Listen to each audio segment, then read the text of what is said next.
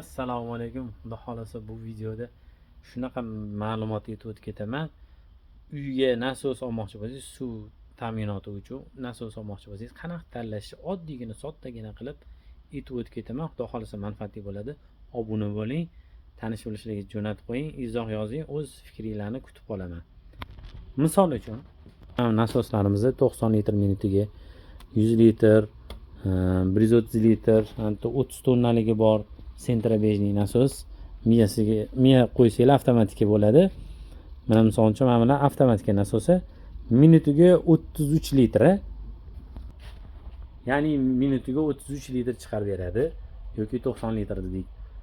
Har bitta kranimizda plastmassada 20 talik, temirda 15 talik minutiga 8 litr suv chiqaradi o'zidan. Mana mashinadan o'zingizga hisob-kitob chiqarib olsangiz bo'ladi. 33 litrligi misol uchun 4 ta tochkaga yetadi, 90 litrlik 10 ta tochkaga yetadi deb o'zingiz uchun chiqarib olsangiz bo'ladi. Albatta metrlariga e'tibor beramiz. Necha metrgacha qilib beradi suvi. Misol uchun 28 metr, 40 metr, 50 metr. Uni tavsifida yozgan bo'ladi. Video foydali bo'lgan bo'lsa, like, obuna, izoh sizlardan noto'g'ri gapirgan bo'lsam, to'g'rilab ketasizlar. Tan joyingizda sog' bo'lsin.